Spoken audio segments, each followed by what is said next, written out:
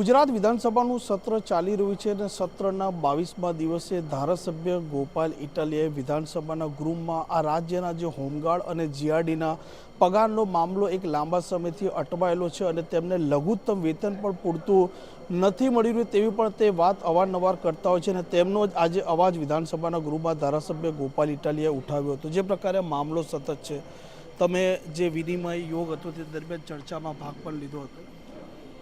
તારીખ 24/3/2026 રોજ રજૂ થનાર વિનિયોગ વિધેયકની ચર્ચામાં ભાગ લેવા માટે વિધાનસભાના નિયમ 238ના પેટા નિયમ 5 અન્વયે ગોપાલભાઈ ઇટાલિયા દ્વારા રાજ્યમાં હોમગાર્ડ્સ અને જીઆરડી જવાનોની કાયમી નિમણૂક કરી રેગ્યુલર પગાર ભથ્થા આપવામાં સરકારની નિષ્ફળતા બાબતનો મુદ્દો ઉપસ્થિત કરવામાં આવ્યો।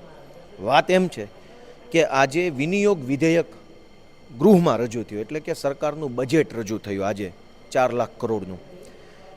એમાં એવું હોય કે દરેક ધારાસભ્ય ઊભા થઈને એક મુદ્દા અંગે સરકારને રજૂઆત કરી શકે।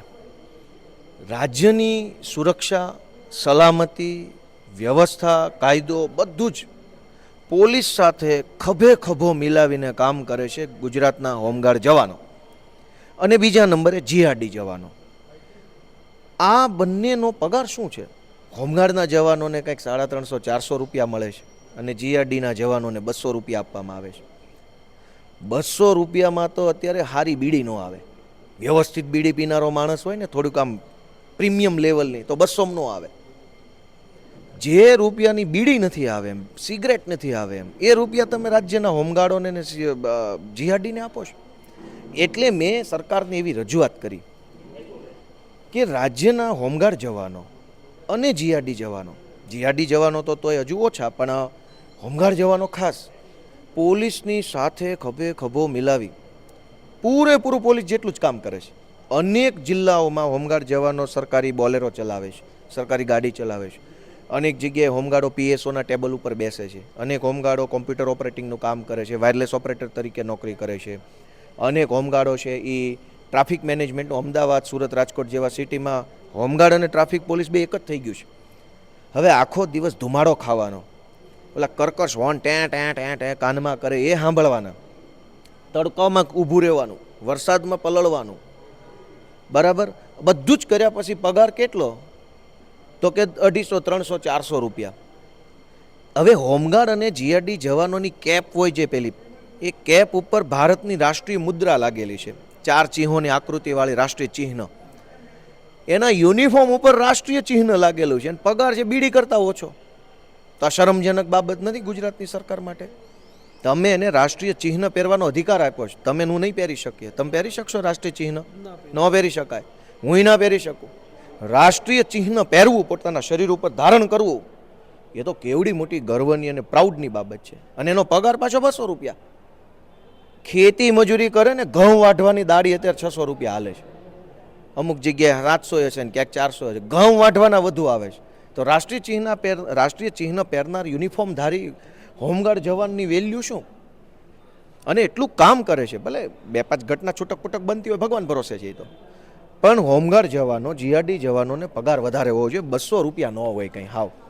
બીજો મુદ્દો મેં એ કીધો કે હોમગાર્ડ ખાતાની અંદર જે કમાન્ડન્ટની નિમણૂક કરવામાં આવે જિલ્લાની અંદર, એ મોટા ભાગના ભાજપના મળતિયા, કોક હશે સારા માણસ, પણ લગભગ ભાજપના મળતિયા હોય છે। અને એ લોકો શું કરે છે? હોમગાર્ડોનું શોષણ કરે છે। હાજરી ભરવાના પૈસા દેવાના, રજા રાખવાના પૈસા દેવાના, કંઈક બીજા ત્રીજા લાભ લેવા હોય તો એમાંય કમાન્ડન્ટને કટકી આપવાની। ઘણા કિસ્સામાં એવું બન્યું છે, બહેનો દીકરીઓનું શારીરિક શોષણ કમાન્ડન્ટ કરી લે છે। આ કમાન્ડન્ટોની લગભગ નિમણૂક રાજકીય આધાર ઉપર ભાજપના જે આજુબાજુ ફરનારા લોકો એની જ નિમણૂક થાય છે અને પછી એ લોકો હોમગાર્ડોનું શોષણ કરે છે। તો હોમગાર્ડોના પગાર, હોમગાર્ડોના કમાન્ડન્ટો દ્વારા થતું શોષણ, હોમગાર્ડોના કમાન્ડન્ટની નિમણૂકમાં રાજકીય ગાલમેલ, આ મુદ્દો વિધાનસભામાં સરકાર સમક્ષ મૂક્યો તો સરકારે શું જવાબ આપ્યો ખબર છે? તમે ખુશ થઈ જાઓ।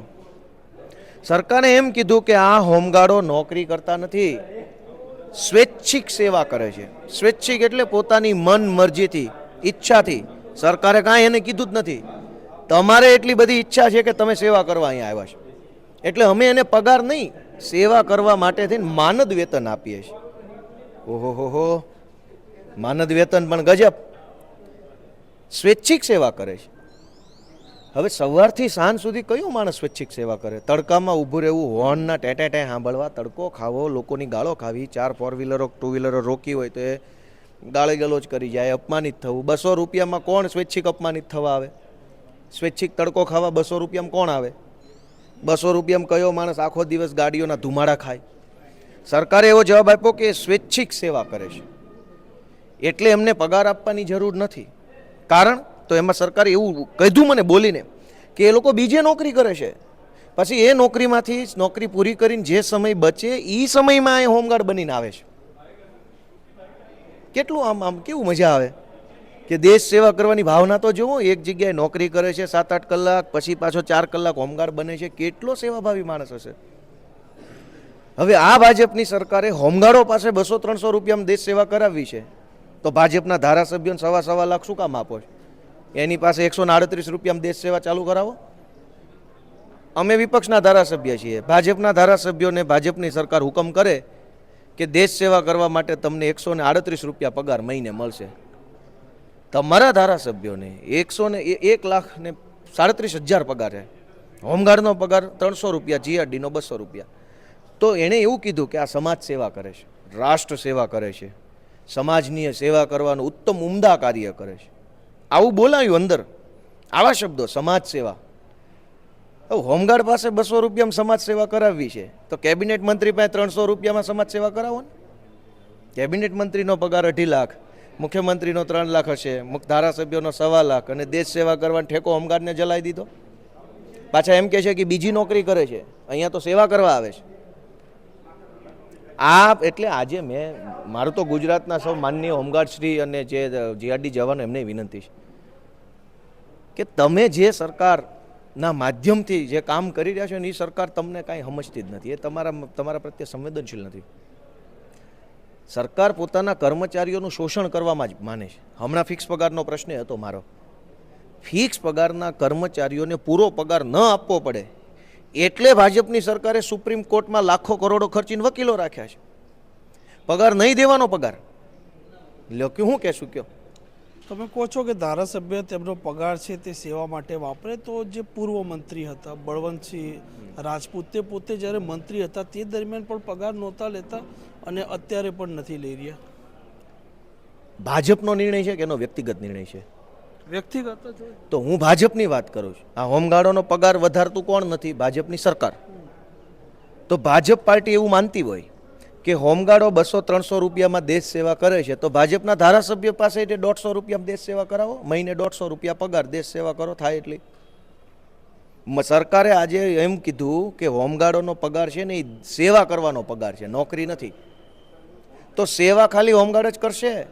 આ ભાજપના આ બધા ફરે છે મોટા નેતાઓ બનીને, નહીં કરે સેવા? ગુજરાત પોલીસનો હોમગાર્ડ કે જીઆરડી હિસ્સો નથી, તો થાણા અમલદાર હોય કે પછી જિલ્લાના એસપી હોય તે લોકો તેમનો ઉપયોગ કરી રહ્યા છે. ભાઈ હિસ્સો નથી તો યુનિફોર્મ કોણે આપ્યો? શું કામ પહેરવા દીધો? કેમ એરેસ્ટ ન થઈ? મંત્રી માનસ સેવા કે છે એટલે. અરે પણ માનદ સેવા ખાલી હોમગાર્ડ જ કરશે, ભાજપની આ ટોળકી નહીં કરે. તમારે હોમગાર્ડો પાસે જ બધી સેવા દેશની કરાવી લેવી છે તો નેતા શું કરશે? દેશની પથારી ફેરવશે? થોડીક સેવા તમે કરો. હોમગાર્ડની બાજુમાં કેબિનેટ મંત્રીને આખો દિવસ સિસોટી પકડાઈને ઊભો રાખી તો ફૂરફૂર કર્યા કરે. તું કર થોડીક દેશની સેવા. ભાઈ તમારે બધી સેવા હોમગાર્ડ પાસે કરાવી લેવી છે અને તમારી સેવા જનતાએ કરવાની, એવું થોડું હોય. તો ભાજપના તમામ ધારાસભ્યોને એક વિસલ આપી દેવાની સસ્તી 150 રૂપિયાવાળી અને ઊભા રાખી દો પકવાન 4 રસ્તે. ભલે સિસોટીઓ મારીને સેવા કરતો દેશની હાંજ સુધી, અને 150 રૂપિયા પગાર આપી દેવાનો. હાંજે છૂટો થાય એટલે રોકડા જ ગજવામાં મૂકી દેવાના. ભલે એ મજા કરે. તમારે એસી ઓફિસોમાં બેસી 1.25 લાખ પગાર લઈ અને દેશ સેવાની ફિલોસોફી કરવી છે અને હોમગાર્ડને 150, 200, 300 રૂપિયા પગાર આપીને એમ કહેવાનું કે માનદ વેતન આપે છે, સ્વૈચ્છિક કામ કરે. કયા હોમગાર્ડ સ્વૈચ્છિક કામ કરે છે? જે હોમગાર્ડને હમણાં સરકાર મામલતદાર તરીકે નોકરી આપે તો કોઈ હોમગાર્ડમાં કામ કરશે?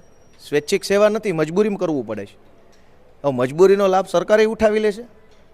હિન્દી ફિલ્મમાં આપણે એવું જોયું કે મજબૂરીનો લાભ ગુંડા ઉઠાવતા હોય સામાન્ય રીતે. હવે તો સરકારે મજબૂરીનો લાભ ઉઠાવે છે, તો હિન્દી ફિલ્મના ગુંડા અને ભાજપની સરકારમાં ફરક શું રહ્યો? સરકારે મજબૂરીનો લાભ ન ઉઠાવાય, ગુંડા ભલે ઉઠાવે. ગુંડા તો ગુંડા છે, આ થોડા ગુંડા છે. જરૂરથી તો હવે જોવાનું તે રહેશે કે હોમગાર્ડ ને જીઆરડી જે પગારને લઈને સતત માંગ કરી રહ્યા છે અને ધારાસભ્ય ગોપાલ ઇટાલિયાએ પણ આજે આ મામલો હવે ઉજાગર કર્યો છે. તો આવનારા દિવસોમાં પણ આ મામલે હવે સરકાર શું નિર્ણય લે છે. તોફિક ગાંચી, નવજીવન ન્યૂઝ, ગાંધીનગર. વૈષ્ણવજન તો તેને કહીએ જે પીડ પરાય.